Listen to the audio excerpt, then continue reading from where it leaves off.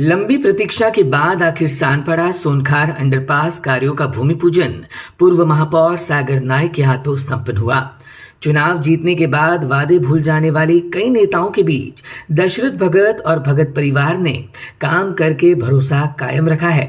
सानपाड़ा पाम्बे स्थित सोनखार अंडरपास के भूमि पूजन अवसर पर पूर्व महापौर सागर नाइक ने दशरथ भगत की सराहना करते हुए कहा कि उन्होंने जनता से किए वादे को हमेशा जमीन पर उतारा है।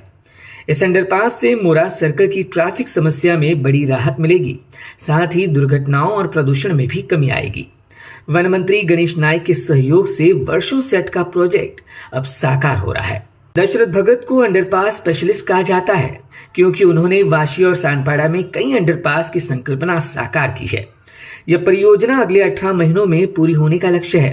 सेक्टर 19 सानपाड़ा सोनखार या ठिकाणी पामबीच रोडवरती भुयारी मार्ग याचा आजपासून शुभारंभ म्हणजे भूमिपूजन त्या ठिकाणी झालेलं आहे। याचा मला सार्थ अभिमान आहे, सार्थ आनंद आहे, कारण की मी यामध्ये निशांजी असतील, दशरथजी भगतसाहेब असतील, संदीपजी भगतसाहेब असतील, सर्व त्यांच्या नगरसेविका असतील, त्यांचा पाठपुरावा अतिशय जवळून त्या ठिकाणी बघितलेला आहे आणि एक आदर्श प्रभाग म्हणून त्यांनी या भागामध्ये तिन्ही प्रभागामध्ये काम केलेलं आहे आणि विविध मुद्दे हातात घेऊन त्याला पूर्णत्वास नेण्याची त्या ठिकाणी जो चळवळ ते करतात त्याची चळवळीचा रिझल्ट त्यांना लवकरात लवकर भेटतो।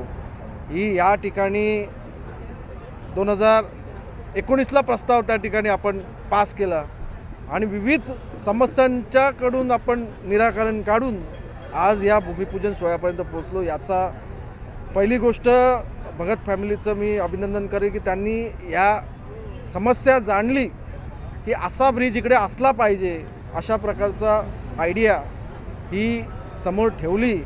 ती ठेवलीच नाही, विचार ठेवलाच नाही, तो विविध समस्यांकडून मार्ग काढत सानपाडाकरांचा मार्ग सुखकर करण्याच्या दृष्टीने पूर्ण मेहनत घेतली आणि आज ते आपल्याला साकार होण्याच्या सुरुवात झालेली आहे। याचा फायदा सानपाडामधल्या प्रत्येक नागरिकांना त्या ठिकाणी होईल, या सोनखारमधल्या प्रत्येक नागरिकांना। भगत कुटुंबाला जवळून बघितलेलं आहे आणि जेव्हा पण इकडे या भागामध्ये मी यायचो तेव्हा निश्चितच मला सर्वजण सांगायची की भगत कुटुंबाचा जो संपर्क आहे तो एकदम दांडगा, प्रत्येक नागरिकांच्या अडीअडचणीमध्ये धावून येणारा आणि समस्यांना वाचा फोडणारा एक आदर्श प्रभाग आणि आदर्श लोकप्रतिनिधी भगत फॅमिलीने अतिशय दिले। दशरथजी भगतसाहेब चळवळीतले नेते, त्यांनी अतिशय आंदोलन वगैरे करून जे गरजेचं आहे तिथे आवाज उठवलेला आहे। नाईक साहेबांच्या ज्या मिटिंग आहेत त्या प्रत्येक मिटिंगमध्ये मोठे मोठे बंच आणून पाठपुरावा करून ते आवाज उठवण्याचं काम, ते पूर्णत्वास देखील नेण्याचं काम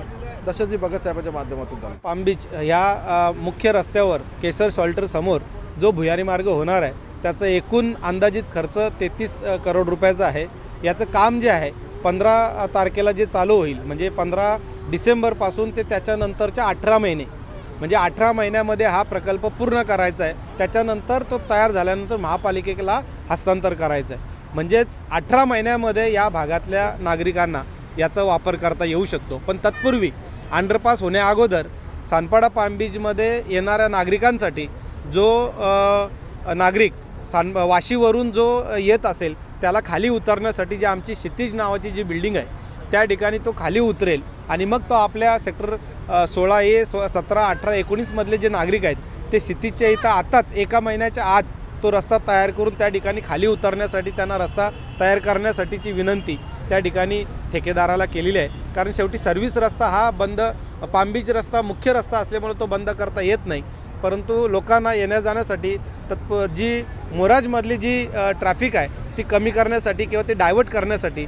जो 100% लोड मोराजच्या सर्कलवर जो होतो तो कमी करायचा असेल तर खाली उतरण्यासाठी एक रस्ता, पर्यायी रस्ता क्षितिज या ठिकाणी तो खाली उतरेल अशा पद्धतीचा एक सर्व्हिस रस्ता खाली उतरण्यासाठी तयार करण्यात यावा अशी विनंती केलेली आहे। आणि म्हणून मी जसं उल्लेख केला कि 18 महीने हा भुयारी मार्ग वापरण्यासाठी तैयार हुई।